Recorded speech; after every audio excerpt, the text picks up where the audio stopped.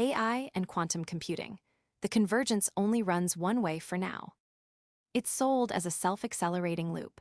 AI improves quantum computers, and those in turn supercharge AI. The first half is already real and spectacular. The second is still, for the most part, a promise. Telling them apart is what separates analysis from marketing. Thesis: the convergence between artificial intelligence and quantum computing is real and accelerating, but it is deeply asymmetric. Today, AI is delivering concrete, measurable gains to quantum, above all in error correction and calibration, while the reverse path, a quantum AI that beats the classical kind, still has no demonstrated practical advantage. Anyone selling the loop as symmetric and already operational is confusing aspiration with capability. Start with the direction that actually works: AI accelerating quantum. The flagship example is AlphaQubit, the error decoder built by Google DeepMind together with Google Quantum AI and published in Nature. It's a transformer neural network trained to spot the noise that corrupts quantum computations, and in experiments on the Sycamore processor, it made 6% fewer errors than tensor network methods, the most accurate, but too slow for real-time use, and 30% fewer than the fast reference technique. Its Achilles heel is still speed. Decoding must happen in microseconds at the pace of superconducting qubits, and that's where the work is now. But the underlying signal is unmistakable. One of the hardest problems in information physics, deciding which error occurred from ambiguous signals, turns out to be exactly the kind of problem deep learning excels at. And it's not an isolated case. AI is seeping into the entire quantum stack. Reinforcement learning to optimize circuits of up to 60 qubits and cut their depth, graph neural networks to design superconducting circuit parameters. And even language agents that autonomously orchestrate the bring-up and calibration of a 112-qubit processor, what its authors half-jokingly dubbed vibe calibration. Our reading: qubit calibration and control are tedious, extremely high-dimensional. Thankless tasks, exactly the work intelligent automation should absorb.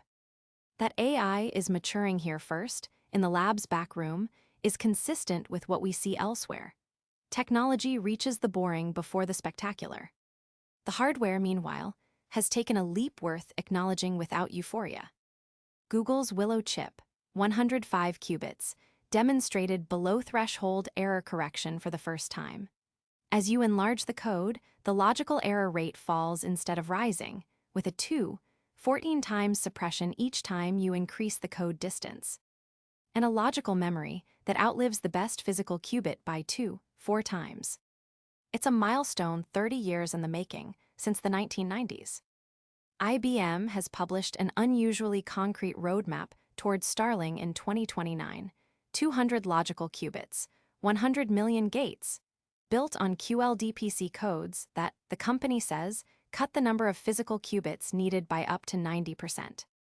Quantinuum boasts 99.9% fidelities on its trapped ions with Helios.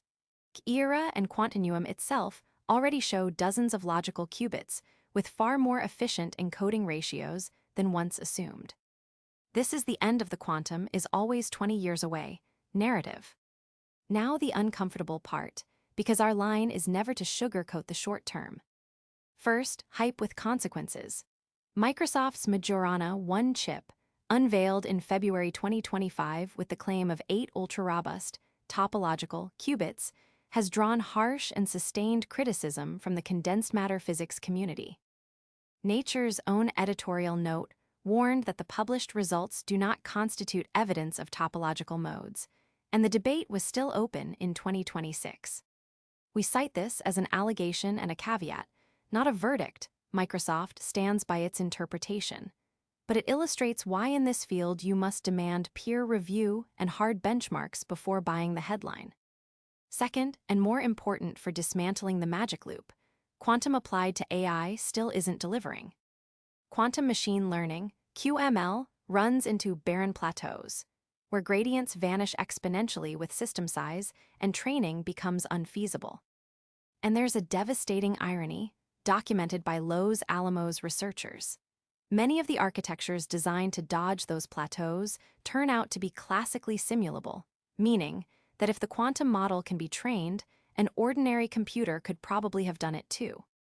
Add the cost of loading classical data into quantum states, which tends to devour any theoretical advantage. As of today, there is no demonstrated practical advantage of QML over the best classical methods. The most credible horizon for quantum advantage isn't machine learning, but chemistry and materials. Simulating molecules with more than active orbitals, something classical methods can't reach, and that will require hundreds or thousands of logical qubits, foreseeably in the 2030s. The money, of course, is already betting. According to McKinsey's Quantum Technology Monitor, investment in quantum startups reached $12.6 billion in 2025, 6.3 times more than in 2024, with 90% aimed at computing. The firm projects up to $2.7 trillion in economic value by 2035. A telling sign? The share of public capital fell from a third in 2024 to just 3% in 2025, and 60% was concentrated in the 10 largest deals, IonQ buying Oxford Ionics for $1.1 billion, PsiQuantum's $1 billion round, Quantinuum nearing a $10 billion valuation. Our reading, private capital smells a commercial tipping point, but that same concentration and enthusiasm are the perfect breeding ground for inflated claims. The discipline of separating demo from product has never been more necessary. Implications. In the short term, this decade, the sensible expectation is real but bounded progress. Better decoders, more logical qubits, first niche advantages in optimization and chemical simulation, and an urgent need to migrate cryptography to post-quantum standards. The harvest now. Decrypt later, risk is today's, not tomorrow's. None of this justifies either panic or euphoria. In the long term, the convergence does point toward the horizon we champion. If AI keeps greasing the quantum machinery and it matures toward fault tolerance, the prize is accelerating the discovery of drugs and materials, batteries, catalysts, superconductors, molecules against today's untreatable diseases. That's the direct link to abundance and longevity. Not an AI that thinks faster thanks to qubits, but tools that compress decades of R and D into years. Targets like DARPA's utility-scale quantum computation by 2033 fit our framework of a hard but well-being-oriented transition. In short, the AI quantum convergence is not a self-propelling rocket.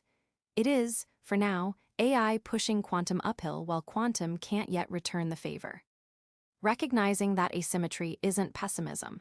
It's the precondition for investing, regulating, and getting excited with a cool head. The horizon of eradicating diseases and freeing up human time remains intact. It's just conquered with verified physics and honest benchmarks, not headlines,